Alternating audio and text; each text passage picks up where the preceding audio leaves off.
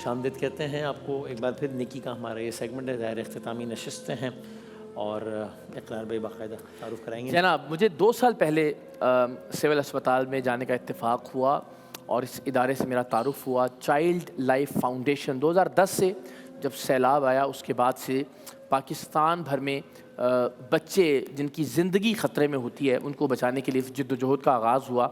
और कमाल बात यह है कि जो हमारे मेहमान हैं उन्होंने मुझे बताया कि जब मैं 2 साल पहले आया था तो चाइल्ड लाइफ फाउंडेशन 100 अस्पतालों में काम कर रही थी और आज 2 साल बाद ये तादाद 100 से बढ़कर 350 हो चुकी है। वाह वाह वाह। इतना रैपिड ग्रोथ के साथ माशाल्लाह चाइल्ड लाइफ फाउंडेशन मासूम नन्हे बच्चों, फरिश्तों और प्यारी सी बेटियों बच्चियों की ज़िंदगियां बचाने के लिए सरगर्म अमल है। कुछ मैंने ज़ाती तौर पर भी मुशाहिदा किया, मज़ीद तफसीलात भी जानते हैं। हमारे साथ शहजाद ज़की साहब मौजूद हैं, आप डायरेक्टर कम्युनिकेशंस हैं चाइल्ड लाइफ फाउंडेशन के। Sir thank you so much, बहुत शुक्रिया। सबसे पहले तो ये कि इब्तिदा कैसे हुई, क्या ख्याल था, और अगेन फिर हम आगे बढ़ के ज़रा आज कहाँ खड़े हैं इस पर भी बात करते हैं। अस्सलाम वालेकुम एंड वालेकुम सो मच वसीम और इकरार आपका कि आपने मुझे मौका दिया है आने का। मैं शुरू यहाँ से करूँगा कि पाकिस्तान में जो प्रॉब्लम है इस वक्त, 1000 बच्चे रोज़ाना जो 5 साल से कम उम्र के हैं वो अपनी जान से हाथ धो बैठते हैं और ये वो अमवात हैं जिनको हम बचा सकते हैं। ओके, अगर हम खाली अपने इमरजेंसी रूम्स को इम्प्रूव कर लें तो 50% बच्चे इसमें से बच सकते हैं। सही। ऑल्दो 80% बच्चे प्रिवेंटेबल डिजीज़ के साथ आते हैं हमारे पास। अब मैं आपको एक मिसाल देता हूँ। पिशीन एक डिस्ट्रिक्ट है बलूचिस्तान में जो कोयटा से तकरीबन 1.5 घंटे दूर है।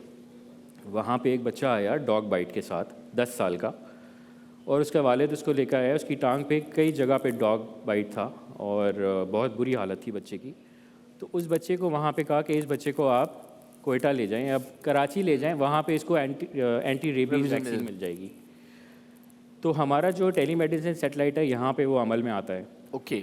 और हमारा जो सीनियर कंसल्टेंट है और जो नर्स डिप्लॉयड है उस पिशीन डिस्ट्रिक्ट हॉस्पिटल के अंदर, वहाँ से कॉल करी जाती है कराची। अच्छा। और कॉल करके उससे पूछा जाता है उस डॉक्टर से कि इस बच्चे का हम क्या करें।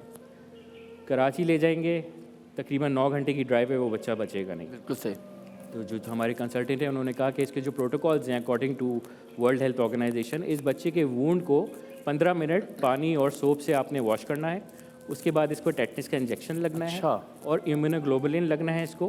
तो ये इसका बेसिक फर्स्ट एड वाला इलाज है जो जब इसको वहाँ लगेगा तो ये बच्चे की जान बच जाएगी। उस बच्चे को वहाँ पे हमने ये इलाज फराहम किया, वहाँ की डिस्पेंसरी से उसको ये सारी मेडिसिन मिली। Anti rabies vaccination was not available there. उस बच्चे को हमने कोयटा ER में रेफ़र किया जो चाइल्ड लाइफ रन कर रहे हैं और फिर वहाँ पे उसका पूरा वैक्सीनेशन कोर्स हुआ एंड दिस चाइल्ड माशाल्लाह एक बच्चे की ज़िंदगी बच गई। जी हाँ, आप सोचें उसका 50,000 से 1 लाख रुपए का खर्चा हमने बचाया कि वो कराची आता। और इतनी बड़ी फैमिली होती है 6 से 7 लोग। बिफोर हमने एग्जांपल दी, ज़रा थोड़ा सा समझा दीजिए कि टेली मेडिसिन, अगेन हमने वो कंट्रोल रूम और वो सब देखा, लेकिन टेली मेडिसिन के ज़रिए कैसे ये जिस तरह आपने कहा ना कि वहाँ एक नर्स थी ऑलरेडी, तो कैसे स्टाफ को ट्रेन किया जा रहा है और ये प्रोसेस कैसे काम करता है?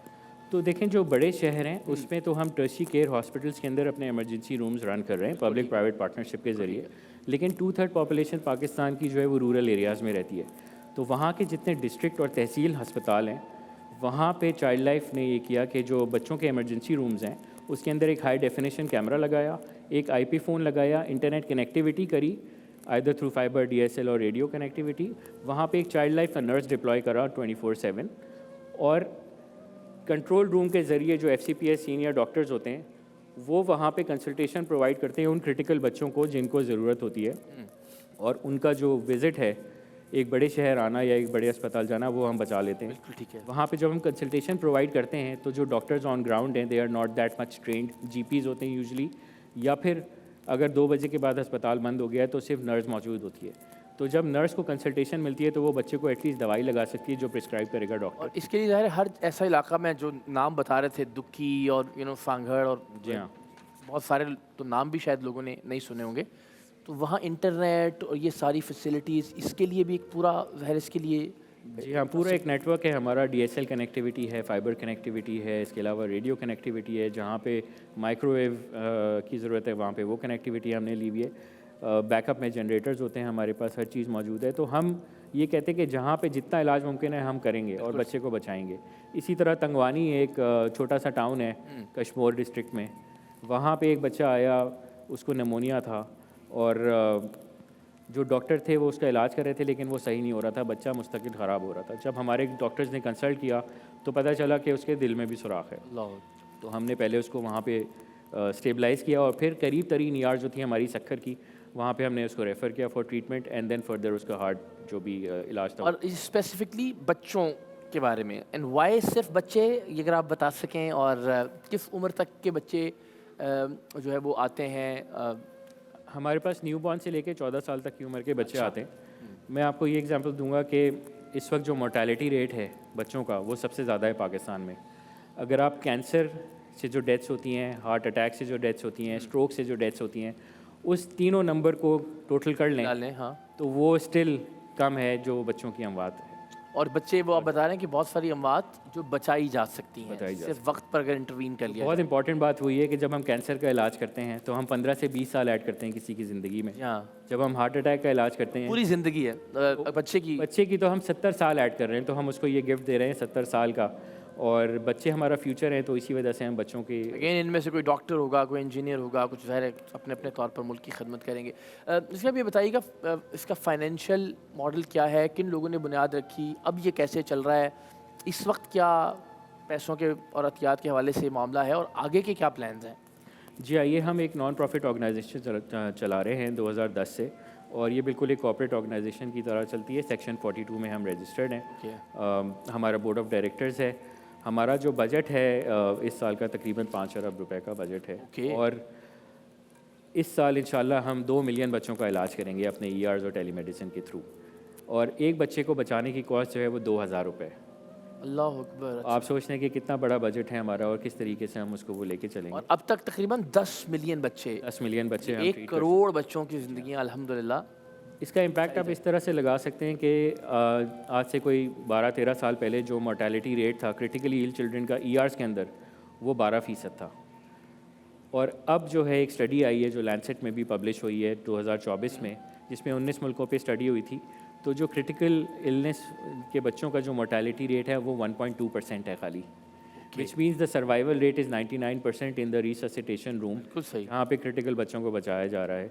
And this is the impact factor. इसी तरह टेलीमेडिसिन का जो इम्पैक्ट है कि हम 50% हर टेली कंसल्टेशन में वैल्यू एडिशन करते हैं। या तो हम बच्चे का इलाज में बेहतरी कर रहे हैं, उसके डायग्नोसिस में बेहतरी कर रहे हैं, या जो ऑन जॉब कोचिंग हम कर रहे हैं उन डॉक्टर्स की जो ऑन ग्राउंड है गवर्नमेंट के, उनकी कोचिंग करके हम उन बच्चों को इलाज में बेहतरी लेकर आ रहे हैं। तो ज़ाहिर सबसे इसका अहम जो पहलू है वो ये कि जो ट्रेनिंग है दूर दराज के इलाके के जो सरकारी अस्पताल हैं, स्कूल हैं सॉरी जो जो जो तालका और डिस्ट्रिक्ट हॉस्पिटल्स हैं, उनकी ट्रेनिंग और तरबियत, तो उसके लिए क्या मकामी सतह पर जाकर ट्रेन किया जाता है या अल्टीमेटली?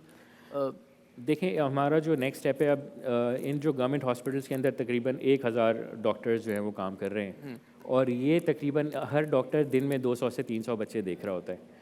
तो इम्पैक्ट इसका 20 मिलियन बच्चों का है, 2 करोड़ बच्चों का। सही।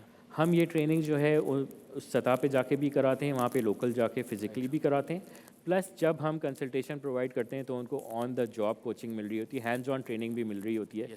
जो हमारे सीनियर डॉक्टर्स हैं कंट्रोल रूम में बैठे हुए, उनके थ्रू भी मिल रही होती है। और अद्वियात की फराहमी की क्या सूरत है? मैं मिसाल देता हूँ, आपने बहुत दूर दराज इलाके में टेलीमेडिसिन के ज़रिए बच्चे का प्रॉब्लम भी आइडेंटिफाई हो गया और अंदाज़ा हो गया कि ये इस चीज़ से इसकी ज़िंदगी बचाई जा सकती है, तो अद्वियात जो ऑलरेडी गवर्नमेंट का स्ट्रक्चर है उसी पर डिपेंड किया जाता है या इटसेल्फ कुछ उसमें भी? देखिए, जो टर्शियरी केयर हॉस्पिटल्स में हम इमरजेंसी रूम चला रहे हैं, वहाँ पे चाइल्ड लाइफ की अपनी फार्मेसी है। कोई भी माँ आती है तो उसको ये नहीं बोला जाता कि इस बच्चे की दवाई बाहर से ले आओ, बिल्कुल ठीक है, हमारा बच्चा मर जाएगा, ये नहीं बोला जाता। Once they are in the ER, उस बच्चे का कंप्लीट मुफ्त इलाज हमारी ईआर के अंदर होता है। हर किस्म की लाइफ सेविंग मेडिसिन मौजूद होती हैं। Right. As far as telemedicine is concern, तो ये डिस्ट्रिक्ट या तहसील हॉस्पिटल्स हैं गवर्नमेंट के, और इन सब हॉस्पिटल्स के साथ एक गवर्नमेंट डिस्पेंसरी मौजूद होती है जहाँ पे बेसिक लाइफ सेविंग मेडिसिन मिल जाती हैं। मिसाल के तौर पे नहीं भी अवेलेबल तो बाहर की एक फार्मेसी से अगर वो 150 रुपये का इंजेक्शन उसको मिल जाता है, जो वो किसी से भी उधार लेके ख़रीद सकता है, तो उसका कराची या बड़े शहर आने का ख़र्चा 50-60 हज़ार रुपये का बच जाता है। तो हमसे बच्चों को नहीं बचा रहे, हम गुर्बत को भी प्रिवेंट कर रहे हैं। जी ज़ाहिर है, हम ट्रैवल करना और बिल्कुल एक सिस्टम लेवल चेंज। तो अभी जितनी तेज़ी से माशाल्लाह ये बढ़ रहा है, 100 नंबर्स आप ही ने मुझे बताया, जब मैं आया था तो 100 हॉस्पिटल्स में थे, अब 350, तो आगे के क्या प्लान्स हैं? अल्टीमेटली कहाँ तक जाने का? अगर जितना काम करें उतना कम है, इस पाकिस्तान वक्त हम 90% पाकिस्तान के बच्चों को कवर कर चुके हैं अच्छा और कोई भी बच्चा अब आधे घंटे से ज़्यादा दूर नहीं है एक क्वालिटी इमरजेंसी केयर से। ये हमारा नेक्स्ट स्टेप ये है, तकरीबन 450 अस्पताल हैं पाकिस्तान के अंदर जो कि डिस्ट्रिक्ट और तहसील लेवल के हैं, हम पहले उसको कवर करें।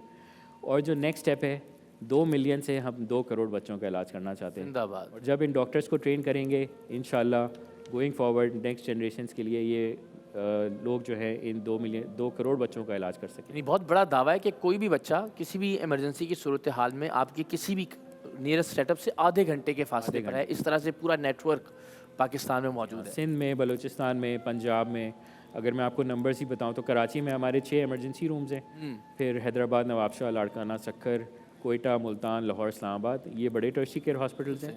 सिंध की 105 तहसीलों में हम टेलीमेडिसिन कर रहे हैं, कोयटा की 32 डिस्ट्रिक्ट, पंजाब की 159 तहसील और डिस्ट्रिक्ट केपी में हमने इस साल शुरू किया तो तकरीबन 40 अस्पताल वहाँ के, AJK में मुजफ्फराबाद, कोटली बाग, गिलगित बल्तिस्तान।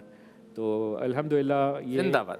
माओ की दुआएं हैं, 1 करोड़ माओ की दुआएं जिनकी वजह से आई एम श्योर आप लोगों की सपोर्ट है। जिंदगियां बचाने का वसीला और जरिया चाइल्ड लाइफ फाउंडेशन को अल्लाह ने बनाया।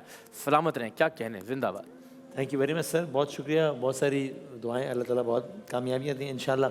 और नाज़रीन कराम, ज़ाहिर है माह मुबारक के आखिरी अयाम में दुनिया के कई ममालिक में तो हतमन आज जो है वो आखिरी रोज़ा है। तो जाते जाते ये भी एक गुजारिश, इस रमज़ान ईजी पैसा डिजिटल बैंक बन गया है, ईजी डोनेशंस वाला बैंक, यानी आप ईजी पैसा ऐप से घर बैठे 60+ ऑर्गेनाइजेशंस को आसानी से डोनेट कर सकते हैं। तो आप ईजी पैसा ऐप डाउनलोड कीजिए और हर डोनेशन पर ईजी पैसा 5% इजाफी रकम अपनी तरफ से भी इसमें ऐड करेगा। ये जाते जाते ये पैगाम। फिर सर बहुत शुक्रिया, बहुत नवाजिश। हम आते हैं ब्रेक के बाद दोबारा हाजिर होते हैं इंशाल्लाह।